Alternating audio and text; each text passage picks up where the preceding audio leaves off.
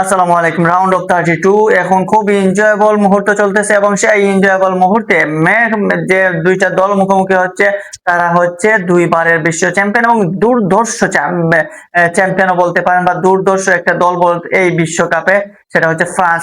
এই ফ্রান্সের মুখোমুখি যে দলটা হবে সেটা হচ্ছে এই বিশ্বকাপে আমার কাছে মনে হয় যে সবচেয়ে অগুছালো দল Sweden.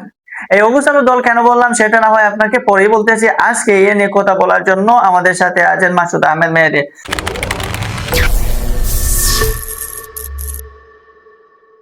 Well done Masud Ahmed মেহেদী। আজকে শুরুতেই আপনারা জানেন গতকালকে যে আপনার দল ব্রাজিল জয় লাভ করেছে। সব ব্রাজিলের জয়ের অনুভূতি ফার্স্টে এক লাইনে শুনতে চাই। দুর্দান্ত, দুর্দান্ত। মানে একদম এক কথায় বোঝাতে পারবো না কিরকম অনুভূতি। দুর্দান্ত। ব্রাজিল জয় করেছে রাউন্ড অফ 32, তারা গেছে রাউন্ড অফ 16। এখন আসি আমরা এই ফ্রান্স এবং সুইডেনের ম্যাচ নিয়ে। ফ্রান্স এবং সুইডেনের ওই ম্যাচটায় আপনি কাদেরকে এগিয়ে রাখবেন, ফ্রান্স নাকি সুইডেনকে? অবশ্যই ফ্রান্সকে এগিয়ে রাখবো। 98 এবং 2018 চ্যাম্পিয়ন ফ্রান্স এই বিশ্বকাপে দুর্ধর্ষ পারফরম্যান্স করছে। এখন পর্যন্ত তারা গ্রুপ পর্বে 10টা গোল দিয়ে দিয়েছে এবং সেই 10টা গোলের মধ্যে 2টা হ্যাট্রিক এমবাপ্পে এবং উসমান ডেম্বেলে।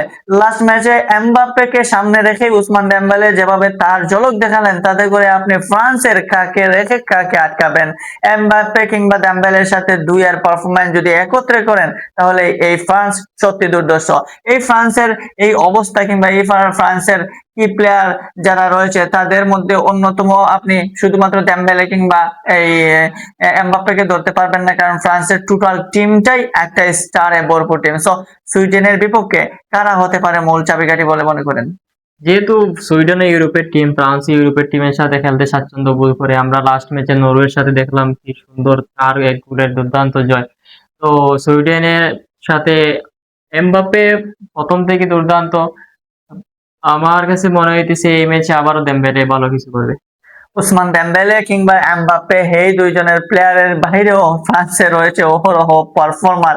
যাই হোক, এই পারফর্মারদের ভিড়ে কতটা টিকতে পারবে সুইডিশরা?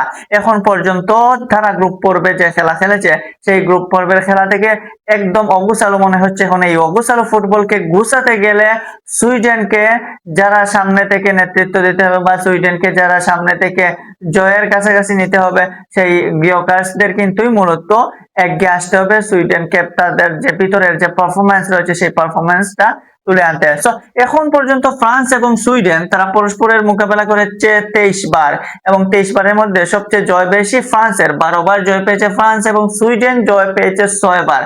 5টা ম্যাচ ড্র হয়েছে। ইউরোপীয় অঞ্চলের মধ্যে ফ্রান্স সুইডেনের এই 23 বারের মুখোমুখিতে লাস্ট পর্যায়ে আমরা যখন ফ্রান্স সুইডেনের মুখোমুখি হয়েছিল সেবারও কিন্তু ফ্রান্স জয়ের পাল্লা ফ্রান্সেরই বাড়ি ছিল। সো বিশ্বকাপের মতো এরকম একটা নকআউট পর্বে সেই অতীত রেকর্ড বলে ফ্রান্সের পক্ষে, কিন্তু বর্তমান পারফরমেন্সও বলে ফ্রান্সের পক্ষে।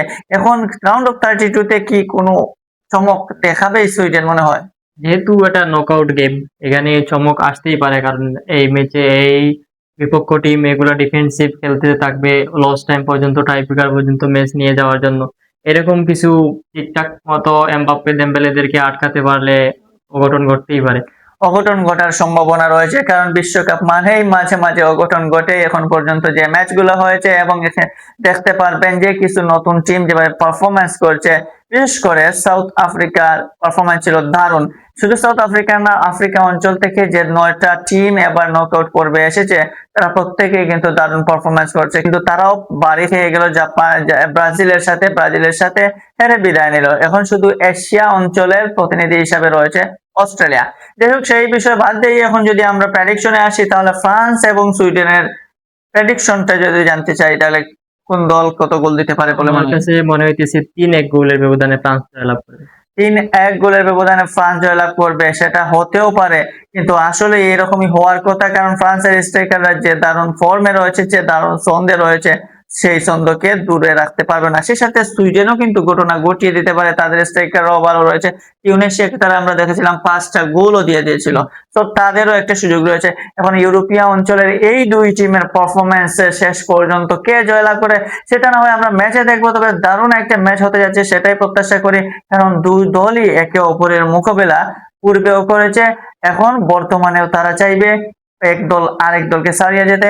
এবং যে দুর্ধর্ষ ফ্রান্সের কথা বললাম, এই ফ্রান্স তো এবারও চ্যাম্পিয়ন হওয়ার দৌড়ে অনেকটা এগিয়ে আছে।